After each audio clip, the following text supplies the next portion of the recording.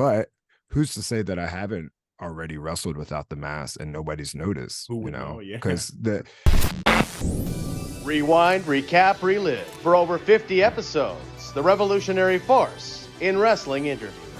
Lince, do you have any thoughts on that? Because I saw a tweet a while ago that 2023 might be the last year you're wearing your mask too. So I'd love to hear what you yeah, think I mean, about that. there'd be times, man. Like, also too, I didn't start out as Lince. People think that I did, but Right. I didn't start out as Lince. I've only been Lince for about 17 years, but there was about 2.5 years after I did backyard wrestling and then got trained officially out of the ECW arena, that I started donning the Lince mask because my trainers gave it to me, Claudio, Chris Hero, and all Mhm. them, after seeing what I could do in the ring. And there was an incident where like I fell out of the ring but landed on my feet like a cat, because I was like, I'm not gonna eat shit, especially like in training. Let me just land on my feet and be safe. So they always saw me as a cat, and I kind of like took that personality. And when they brought over El Pantera from Mexico, who was in WWF prior, in the 90s, it kind of just made sense. And kind of, I wasn't even a cat person before I had the mask. Claudio told me I should get a cat, and kind of just like grew on me. So yeah, I did tweet out that because, like I said, me personally, and Orion would tell you, like, this person right here is totally different than the person without the mask. And whether it's a good change or bad change, it is a change. And I remember there was one time we were working out, actually, in the ring. I was working out with Brian Danielson when he got hurt and he came back, and he asked for somebody to roll around with him in the ring before the show. And and we were like kind of like shoot fighting, shoot wrestling and stuff like that, but still in character of like selling and stuff. And I didn't have my mask on at that time. So everybody's at the bowl, all the producers, all the wrestlers, and they see like my selling, my facials and all that. They're like, why do you wear a mask? And honestly, it's the same reason. Like, people love it. It gets over, and it is an ever changing like character. It's not just a straight luchador, and it's just, I don't want to say it's easy, but it's also not. I've manifested all my career, everything that I've wanted to do, everything I wanted, everything that I've done, I've already seen in my past, but in my future at the same time. And I know there is and will come a time that I will be unmasked. It has to be for like the right reason, the right, time, the right everything.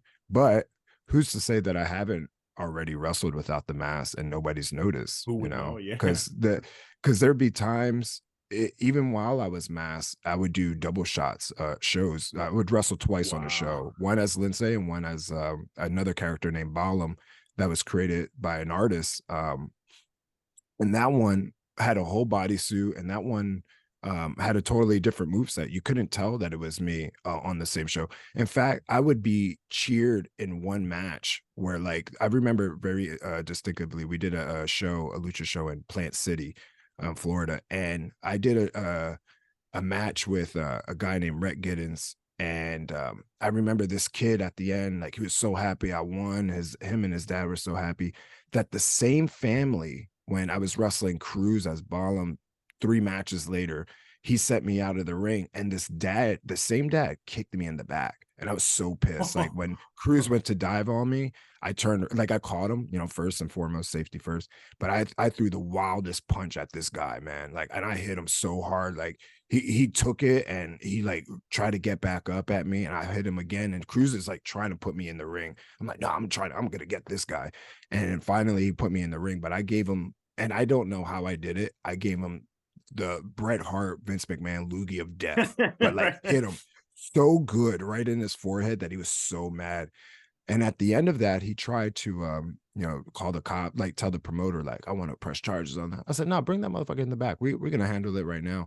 And he quickly like shut that down. But yeah, there's going to be a time, I think, where I do become unmasked. And I, when I thought this character was done, I evolved it and changed it, kind of took the Chris Jericho approach, and like, made a list of like, okay, what's the top luchadors? What are they doing?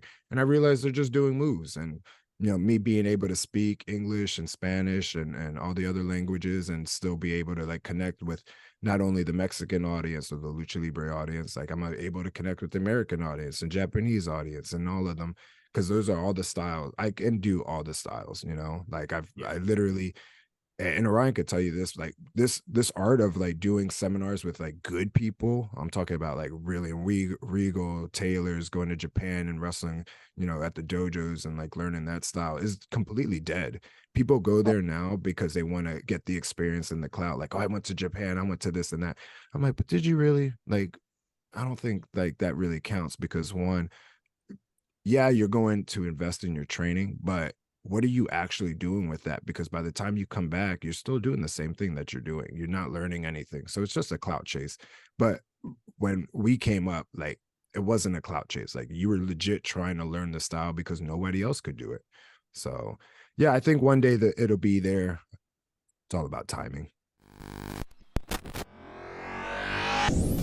Rewind, recap, relive. For over 50 episodes, the revolutionary force in wrestling interview.